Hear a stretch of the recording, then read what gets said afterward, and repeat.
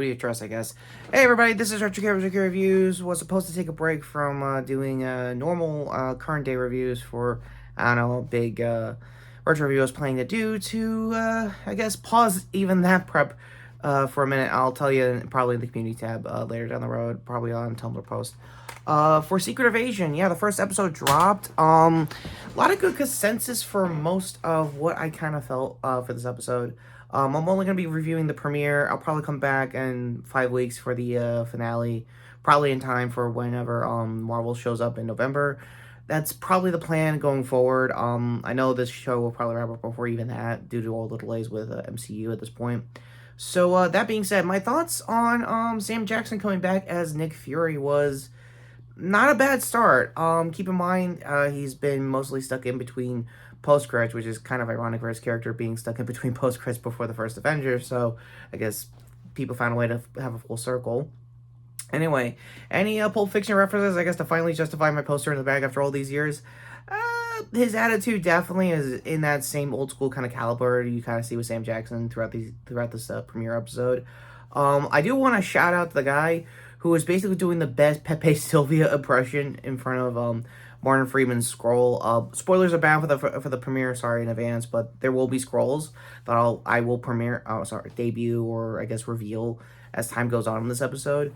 So with that all being said, the first episode title is called Resurrection. I guess it's a cheeky way to say, hey, we got Nick back, and hey, we're gonna mention how tired he's been since Endgame because he just lost 5 years of his life and everyone thought he was dead, kind of thing. And yeah, the blip definitely messed people up, and I never really realized we needed to explore that much of like people's like PTSD of coming back from the blip. Like, I guess the closest they got was probably Hawkeye during his show, seeing his family again and stuff like that, and just like, yeah, I want to do everything in my power to keep this as is, and some stuff like that, like I mentioned when that show was new a couple years back. So as a post Phase 4 going into Phase 5 show, it's a decent start. It's a strong start. You could definitely tell. Ben Mendelsohn's Talos is definitely holding it together character-wise. His character's been through a lot in the preceding 5 years leading up to post-Endgame, so you can see what's going on there. He lost a wife.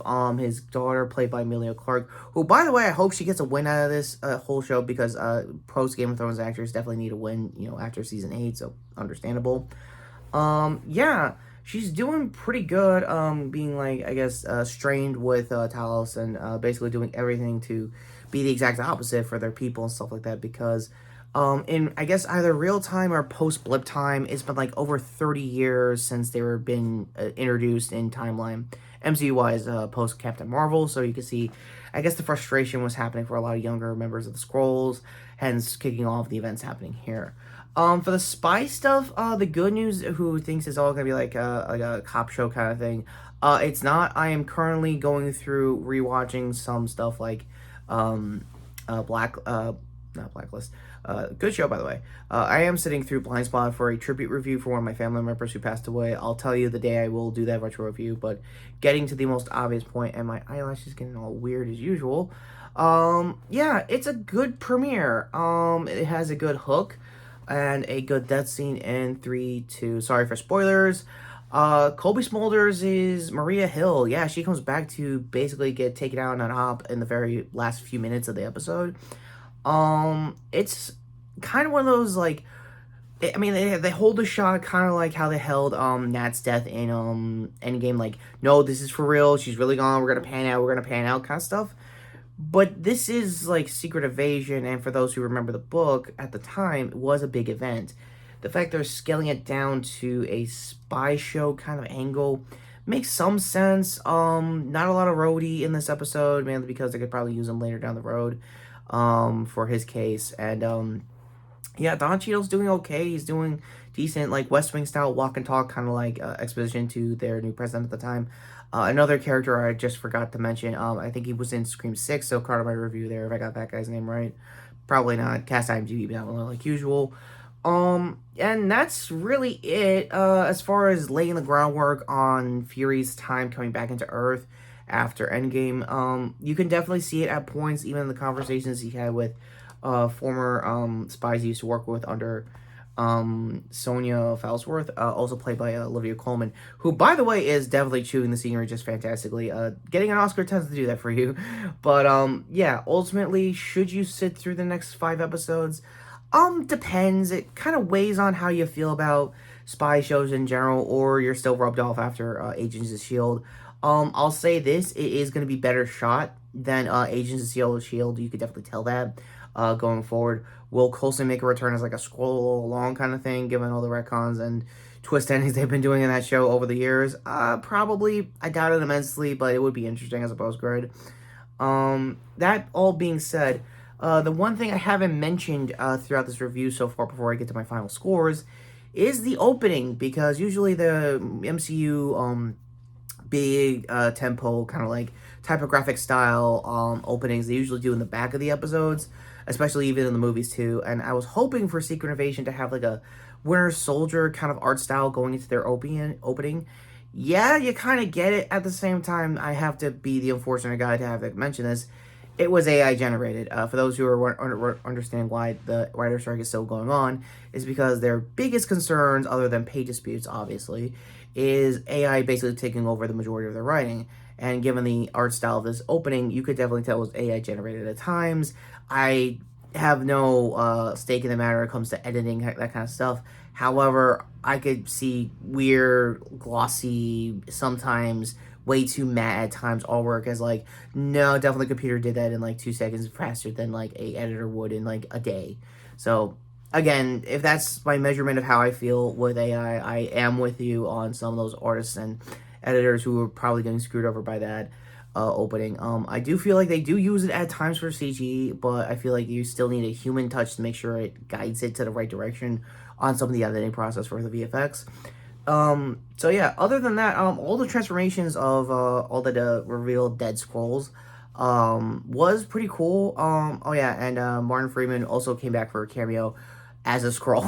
I kind of, even when I was seeing the opening, it's like, wait, how did he get to Russia so quickly? He was just wrapping up stuff he was doing in Wakanda Forever. Oh, he's probably a scroll. So yeah, like I said, my highlights is, yeah, like I said with the opening with the Pepe Sylvia guy, it was pretty interesting, pretty cool.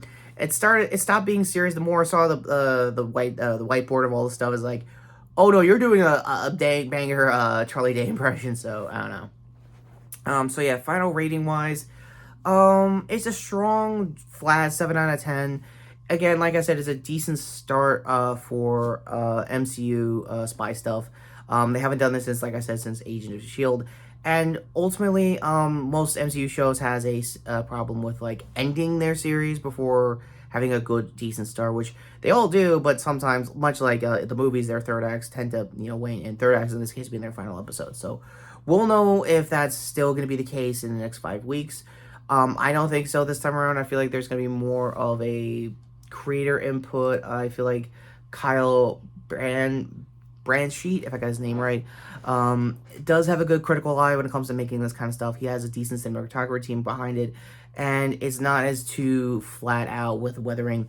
Then again, they were shooting most of this episode in Russia, or probably a couple of states or countries standing in for Russia. I didn't check the credits there as far as locations go, so you're on that Google-wise.